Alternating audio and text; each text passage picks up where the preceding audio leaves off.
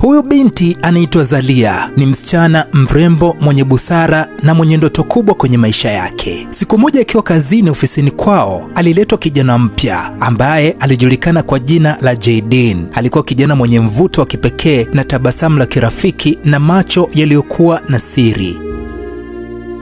Zalia na Jaydeen kwa haraka tu walielewana na wakawa marafiki, lakini kila Zalia alipokuwa anakuja ofisini alikuwa anahisi kumpenda Jaydeen. Lakini alikuwa anawaza, je, nikisema atachukuliaje? Na je, nikisema kaondoka itakuwaje? Saa nyingine anahisi anasema labda sio wakati sahihi. Miaka miwili ilipita, Jaydeen alizidi kuwa karibu kwa Zalia. Alimshirikisha kwenye kila kitu, huzuni zake, ndoto zake, hofu zake, kwa sababu alimwamini sana. Na kila alipojaribu kumpa nafasi Zalia alimkimbia kwa kubadilisha mada. Mara moja Jaydeen aliwahi kumwambia, wewe ni mwanamke wa aina ya kipekee, ningependa siku moja nikae karibu na mwanamke kama wewe milele.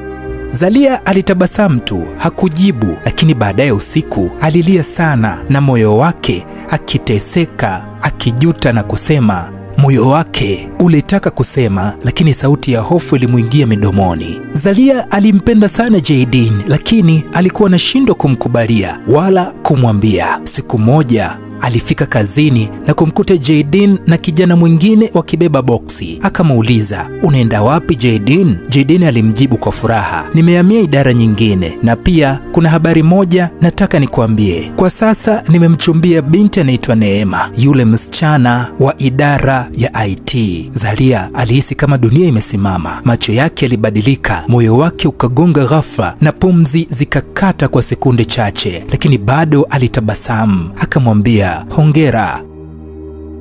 Alijaribu kusema kwa sauti ambayo ilikuwa ni kama kisu moyoni mwake.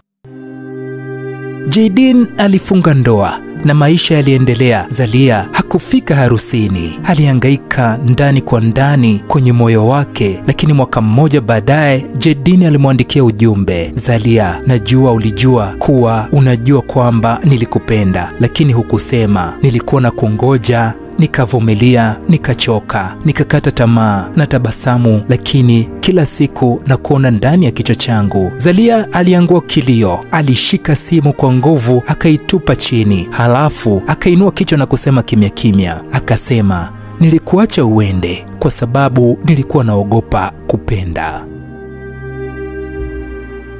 Kama utampenda mtu, usiweke ndani ya moyo wako. Unaweza kuwa umepoteza nafasi ya pekee. Uoga wa kukataliwa unaweza kukukosesha upendo wa kweli. Wengine hupenda kimya kimya. Sasa tukikaa kimya sote tunaunda kaburi la hisia. Kimya si kinga. Moyo unaposema usiunyamazishe. Siku moja utalia kwa sauti hiyo ulioikandamiza, na ukishampoteza usijichukie. Jikubali, jiponye na upende tena unapopata nafasi.